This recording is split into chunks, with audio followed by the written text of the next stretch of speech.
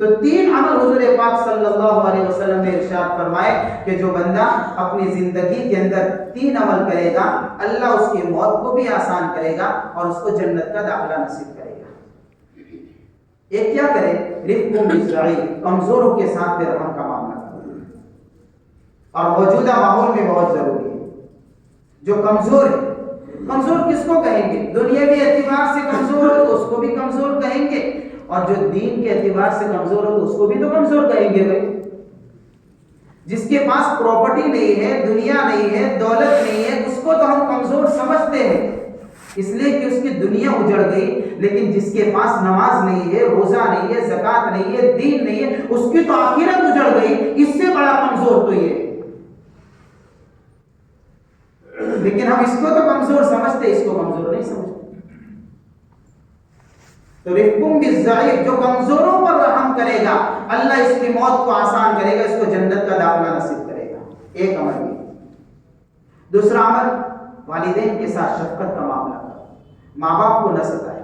نوجوانوں کو خصوصاً کہا جاتا ہے ماں باپ کو نہ ستائے، ان کا دل نہ دکھنا چاہیے، ان کو تکلیفیں نہ پہنچائے، ان کے سامنے بےتوکے الفاظ استعمال نہ کرے، کوئی ایسی بات نہ کہے۔ ماں باپ کا ناراض ہونا اولاد کی زندگی کی بربادی کے لیے کافی ہو جاتا ہے۔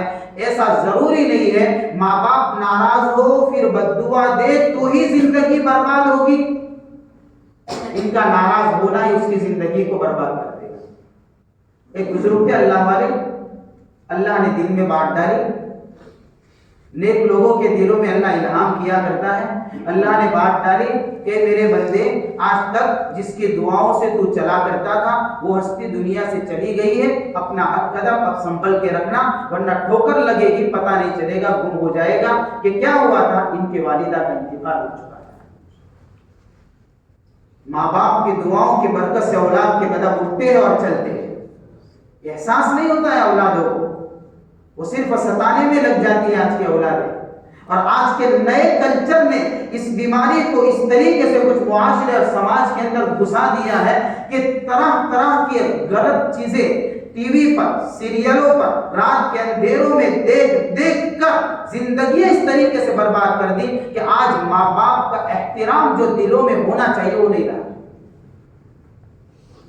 وہ نہیں رہا۔ اس لیے ماں باپ پریشان ہیں۔ اکثر گھر کی کہانی ملے گی، اکثر گھروں کی کہانیاں ملیں گی۔ بہت کم لوگ ہوتے جو ماں باپ کی خدمت کیا کرتے، بہت کم لوگ ہوتے۔ جہاں تو حضور پاک صلی اللہ علیہ وسلم نے تو یہاں تک فرما دیا تھا، اگر میری امی زندہ ہوتی اور میں نماز پڑھتا اور مجھے یوں کہتی کہ محمد ادھر آ، تو میں نماز توڑ کر میری والدہ کے پاس چلا جاتا۔ کون کہہ رہا ہے؟ یہ امام الانبیاء کہہ رہے ہیں، ہم نے کیا کیا؟ یہ حال ہے۔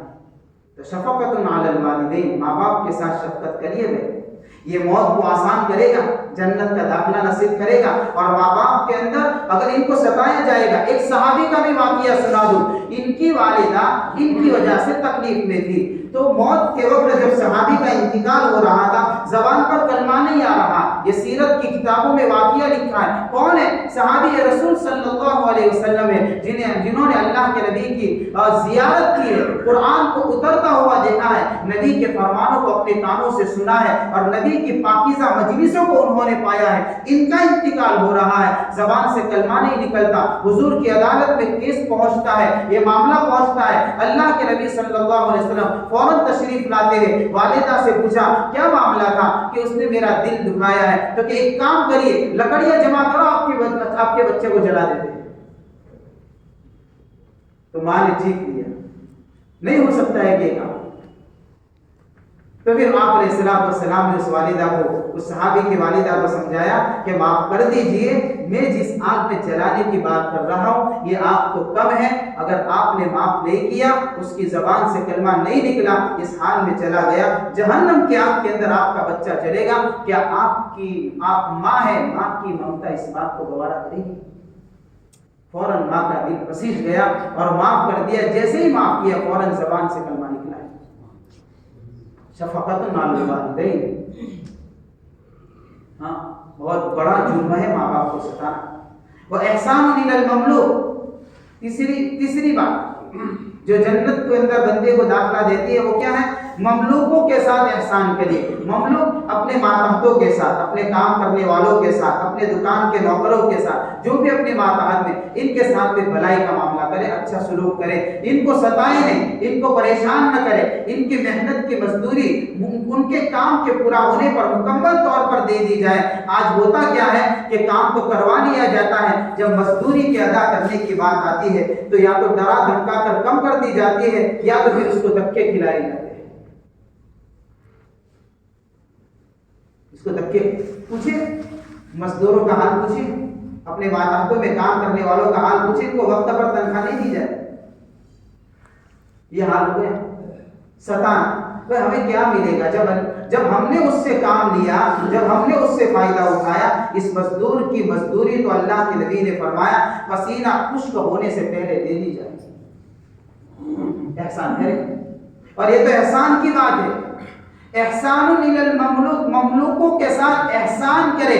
मजदूरी देना एहसान नहीं है, तो इसका हक है। एहसान कहते उसके हक से ज्यादा दे। लेकिन अगर हम ये नहीं कर सकते तो कम से कम ये बराबरी वाला तो एहसान कर दे कि उसके मेहनत का जो बदल है इतना तो पकड़ा दे बेचारे। इसलिए कि असल एहसान ये थोड़ी, ये तो इसका हक है। एहसान तो इसको कहेंगे जो उसके मेहनत से ज्यादा दिया है। लेकिन अगर ये नहीं कर सकते तो क्या मिलेगा?